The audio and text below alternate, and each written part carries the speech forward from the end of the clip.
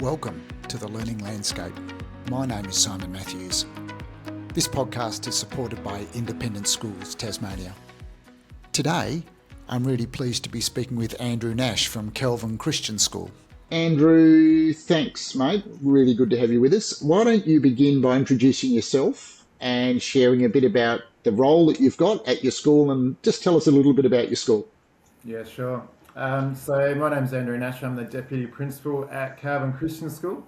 We're a K-12 school, and we're a multi-campus school. So I'm head of the primary school, so I look after kinder to grade 6.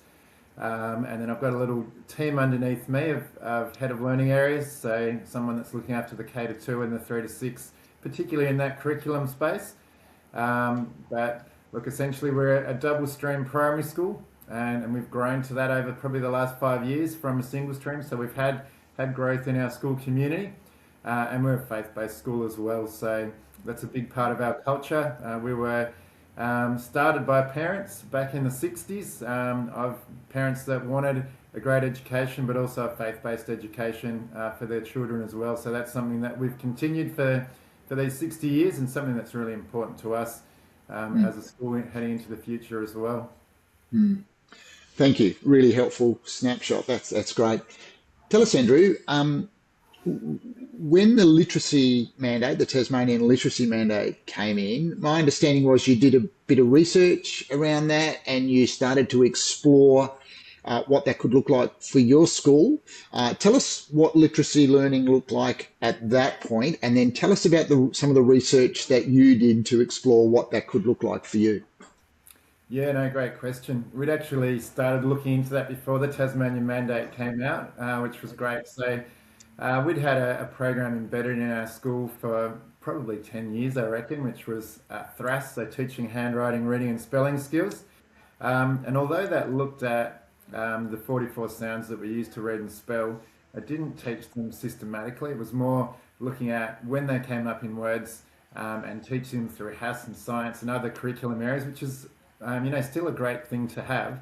But the key thing was that students that were struggling, they would go out and do their intervention, and then they'd come back into this program that didn't work for them. So we said, hey, look, we're getting 80, 90, 95% of our students going great, but what about these 5 or 10% that are finding it hard? How can we serve them better? How can we have our intervention line up with what's happening in our classroom?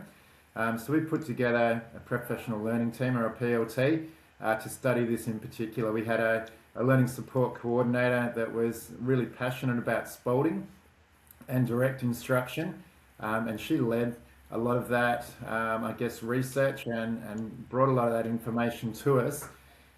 So we were probably 6 months in that research phase. What is working, what isn't working, what is best practice, because really we want to be looking at what's best practice. Even though we've got something that's embedded in our school, it doesn't mean we have to keep doing it just because we've done it in the past. So along with that PLT, we also had, a trial group of students. So we had 2 Year 4 classes, and we had each of them, learning literacy in a different way. So one was utilising the spalding technique with this teacher, and the other one was using our THRAS program as we'd done in the past. So that were the key things that we looked at early on, and as I said, that was even before the government had come out with their initiatives and their research in that space. Where did that lead? What did that lead you to thinking you might try? Yeah, when we looked at the research, it was all about direct instruction and explicit teaching, and that wasn't what we were doing. So I guess then we had to say, well, what is something that will work? How do we support our teachers in that space? Because this is a program that was embedded in the school, as I said, from before I was there, and for well over 10 years, and a lot of people loved teaching that program. They'd worked hard to learn how to do it, and they were seeing a lot of great results. If you looked at our results as a whole, we were punching above our weight already in that space. So people were saying, well, why do we need to change this? It's already working. It's doing well. So I guess I was looking at, well, it's not seen as best practice anymore. So then, what is a program that will work for us? How do we upskill our teachers in that space? And how do we get our teachers on board in that space? So help us understand where that led you into the study tour. What was the purpose of the study tour? What caught your attention? What captured your thinking around that? And yeah, so help us understand what led you into that thinking. Oh, we might go and do a study tour. Yep, good question. So, as I said to you, we'd already started on that process before the study tour. We'd actually decided on the multi-let suite as the best for our school. And I guess going on the study tour really was looking at, how is this working in other schools?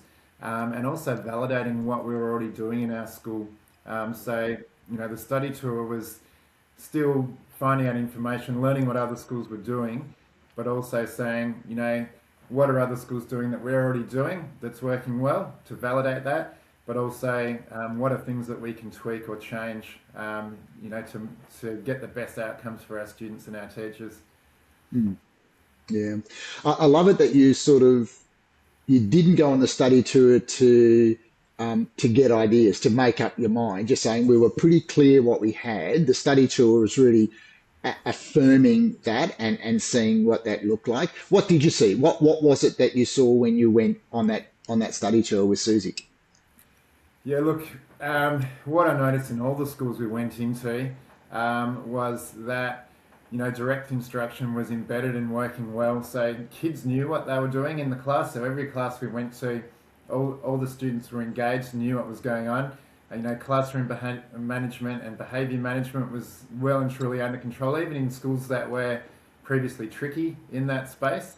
So it was I guess, a teaching practice that works in the school environment, and also gives good results in that space. So, going from school to school, we could see slight differences, in what everyone was doing, but there were the main elements that were there in every school that we went to, which was great to see. Again, elements that we had in practice already and elements that we could slightly tweak to improve. Yeah. Who went on the tour with you? Did you go on your own or did you take a team? What did you do? From Calvin, it was just myself and our principal, Scott Ambrose. So, yeah, we were going to look at that together. We've got another Christian school up the road, and not part of our network, but they were there as well. So it was great to chat to a school in a similar context, see what they were doing in their space, and chat about things that are working for them and things that are working for us, and how they, I guess, could flow across those two spaces. Yeah. Now, obviously, there was some affirming bits of that, looking at it going, yeah, great, we're on track. Were there any things that jarred, any things that shook up your confidence or made you start to wonder? Wonder what we were doing and wonder what was happening in the spaces that we went. No, wondered what you were doing. Was there anything that sort of challenged your thinking? Obviously, there was a lot that affirmed it, but were there any sort of take homes that you thought, oh, I wasn't expecting that. I didn't think that we'd see that, and we hadn't thought about that.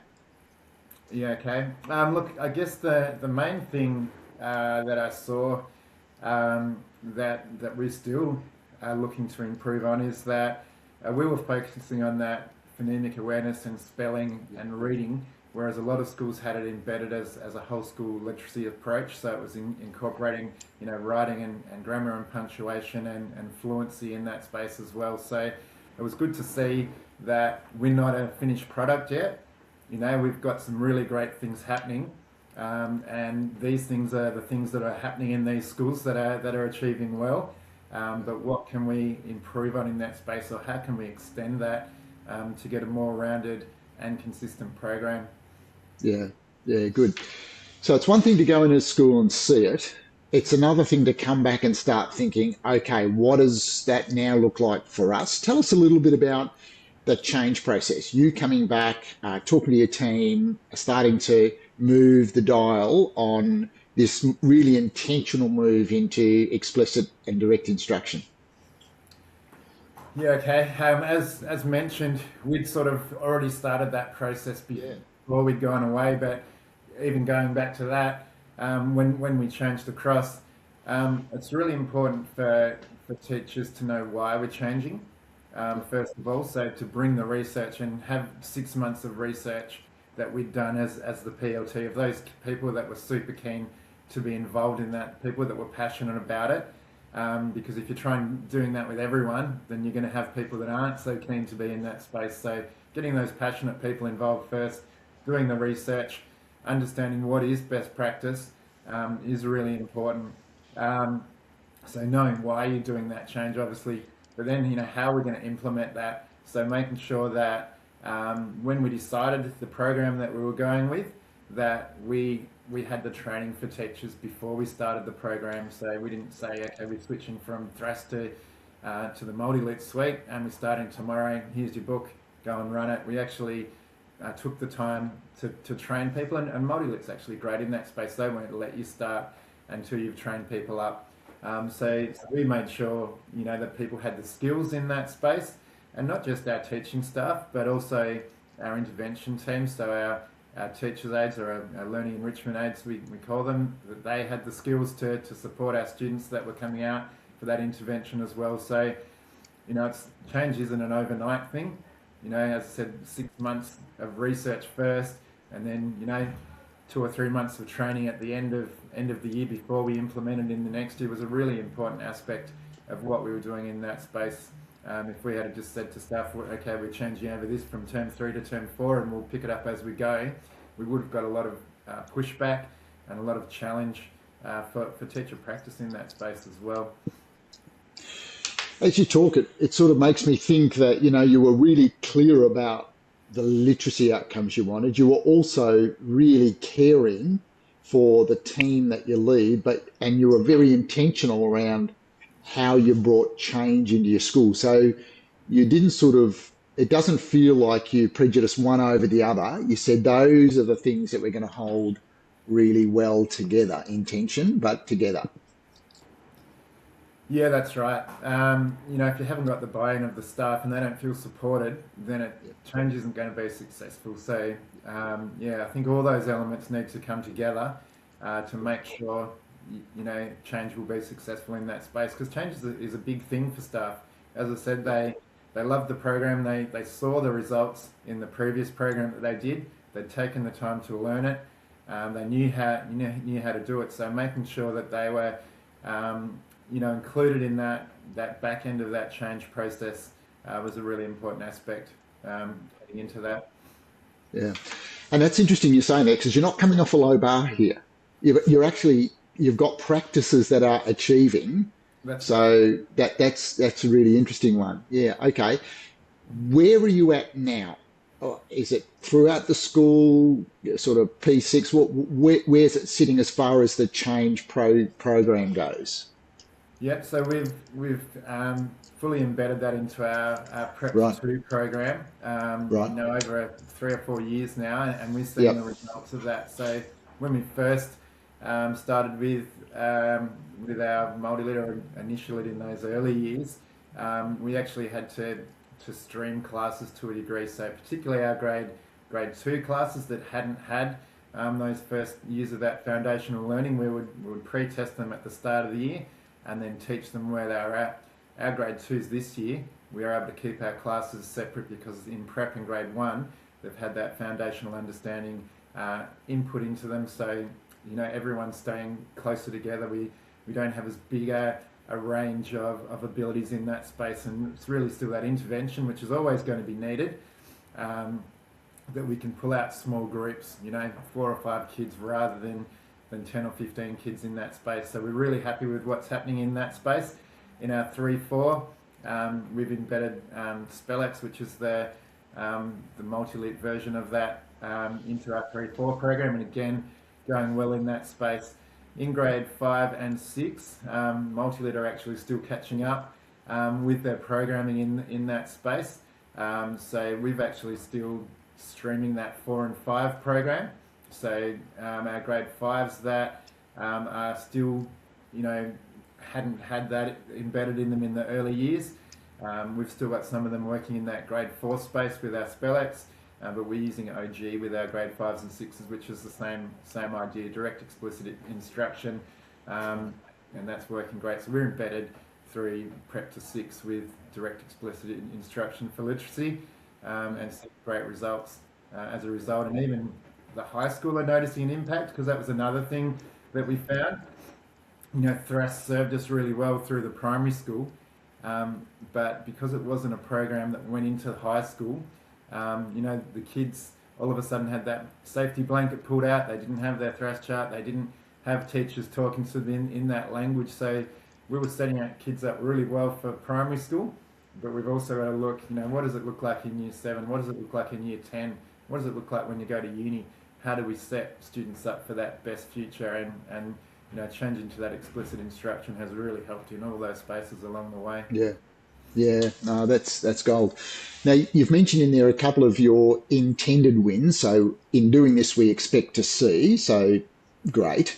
Yeah. What were some of your unexpected wins? What are things that are really delightful to see that you go, hadn't planned that? It's just sort of, that's been one of the things that's come out. Well, look, teacher confidence to start with. So having a program and having them know what they're doing every day is fantastic. And new teachers coming into the school, as I said, we've grown from a single stream primary to a double stream. So obviously with that, there has to be teacher change. We've got new teachers coming in, and they've been able to really slot into that program really well. So teacher confidence, I think, is something that's really important, but also consistency. So Thras, we were all doing Thras, but it was different in every classroom. So a student would have to go from grade 1 to 2 and learn how the teacher was teaching Thras in their space. And look, there's elements of that are still important. Kids, students need to be able to adapt as they go through the grades, but as much as you can keep consistent along the way, really helps with that progression. So that's something that's been really key for students. They go from grade 1 to grade 2. The processes and structures are all the same. Even from grade 3 to grade 4, where we're switching to the SpellX program, a lot of it is still consistent, so they know what to expect when they're going into the space. A teacher's talking about any explicit terminology from the program, and it's the same from class to class. So kids know where they're going in that space as well. Yeah. Great that you're talking about teacher confidence. I love that. What are you hearing from students and parents about this transition, about this move? What are you sensing are some benefits or some wins for your students and your families? I think the language that we're using is much more common in the multi-lit program. Thras was very bespoke, and parents, we would have to sit them down and explain to them how this worked. And when you talk to them about it, they go, wow, that's great. Why didn't someone teach us this in the day? These things, we're still teaching them with that direct instruction. They've just got more common terminology, I guess, that people understand. So I guess, parents and students are more able to be part of the program. If we're sending something home with students to do some practice and instruction, it's so much easier for parents, to jump on board in that learning process without having to learn a whole new language and a whole new program themselves. So that's been great in that space. Yeah. Let's flip back to the study tour experience you had, and let's think about you as a learner, you as a leader. Obviously, you go on the study tour, there's core content around we're going to see schools. What were so there's affirmation, we're on track. Yeah. What were some of the other learnings that you took that have grown you and shaped you as a leader? As I said, that validation was good of seeing what was happening, but it was also seeing the future in action as well, seeing, where do we want to get to? What do we want our school to look like?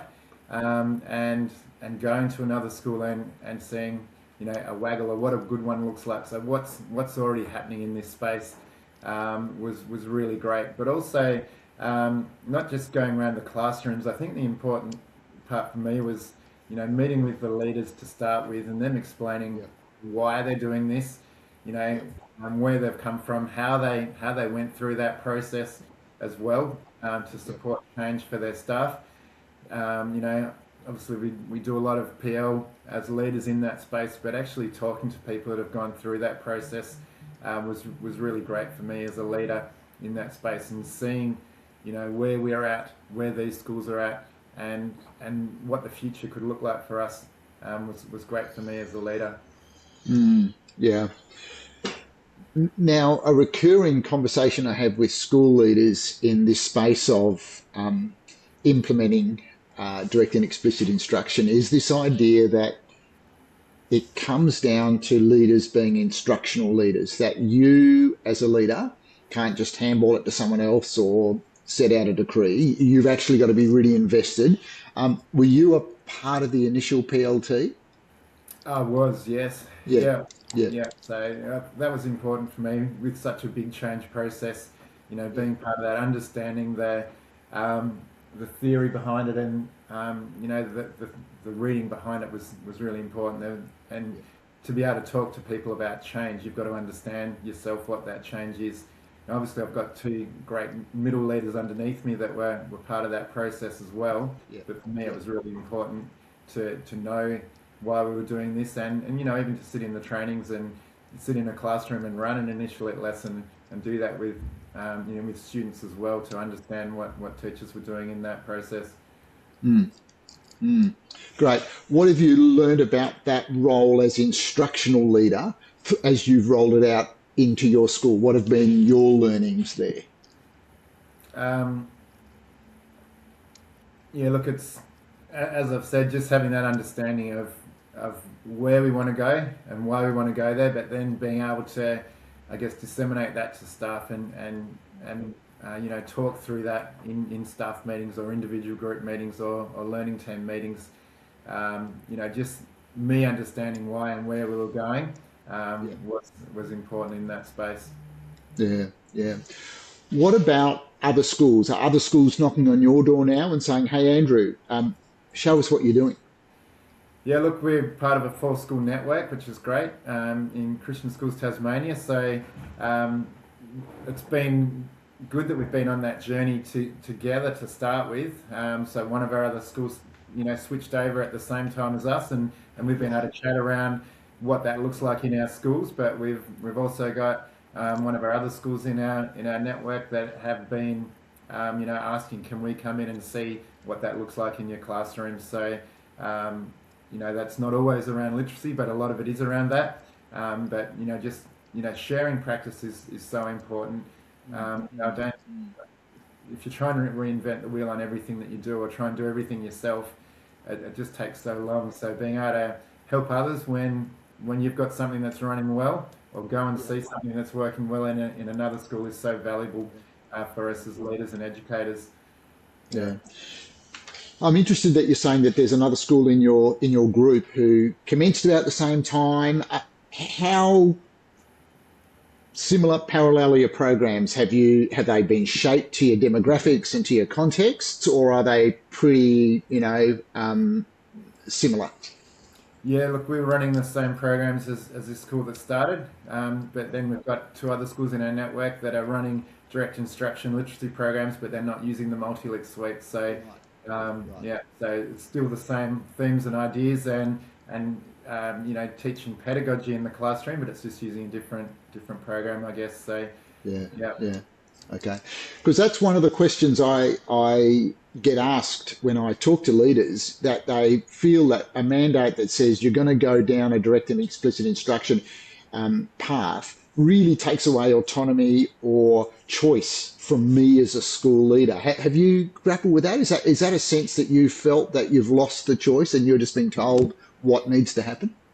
No, I think it's as I said, we decided to do this before Yeah, the yeah, mandate came in, and the mandate was yeah, great for us because it meant that it validated what we were doing, and the teachers, we were only a year into that process, and the teachers are like, well, they were enjoying what we were doing, but it just, um, you know, said, okay, we're on the right track and we're doing the right thing. But as I mentioned to you, we started looking at Spalding as an option, but that just didn't suit our context. There was too much knowledge that teachers needed in that space that was explicit to the program, and the training was a 10-day training that you have to put all your teachers through, and then they need that explicit knowledge. So it just wasn't going to be practical to teach that in that space. When we did the trial and we looked at the results that came out, they were really on par with other instruction spaces. So, we had that opportunity to look at, choosing that multi-lit suite, say, and other schools have gone, Little Learners Love Literacy and other things in that space. There's lots of good programs that bring direct instruction in, but I think the key is that you're explicitly teaching, the key learning sounds that kids need, and you're doing it in that explicit order. So I don't really think the program is the major thing. I think the buy-in for the staff is important. If they believe in the program that we're using and they know how to implement it and it's consistent across classes, I think that's your key thing. So look, the program, I think there's a whole range of different programs that you can run, and even some schools that we went to on the study tour, they'd taken aspects of each and they'd written their own program, and that was quite aspirational to look at that. But that's probably a 5-year project to do something like that and to do it well. So I still feel like, even though we're saying we're using direct instruction, there's still variance in how you can do that as a school, and you can still have that autonomy and that, I guess, that school personality and how it's run. Yeah. Let's wrap up by reflecting on a question. You've obviously done a bucket load of learning in the last 4 to 5 years, the initial research and then some decision making and then the study tour and ongoing evaluation of your program. Yeah. Now and moving forward, how do you keep learning? How are you keeping on growing in this space as a leader? Yeah, no, good question again. Being a sports fan, I was actually listening to, I don't want to say that it was Hawthorn. Their leadership group was talking about a little quote, and they said, if it ain't broke, fix it anyway. So that's sort of not resting on your laurels and not thinking, oh, things are chugging along well, let's just keep doing it the same. Otherwise, you get to 2050 and you're still doing what worked in 2020, but it's not. You're in 2020 and you're doing what worked in 1980. So it's that continual process of change that you need to do. So you're always looking at what's best practice, and what's working well. Yes, let's embed that and make sure it's working well. But then what can we add to that? So we've really embedded that, phonemic awareness, that spelling, that initial reading process. But we want to then now lead into reading fluency. We want to look into writing, that grammar and punctuation. So now we're looking at what do we add to what we're already doing, to give that full understanding for students in that literacy space, and that consistency across grades, because, as I said, if they know what they're doing from one grade to the next, then that goes a long way to consolidating learning in that space. So that's the next area, I guess, that we're looking into, and building on what's already working in those other aspects of literacy, and actually then flowing across to numeracy as well. So we're looking at what we're doing in that space,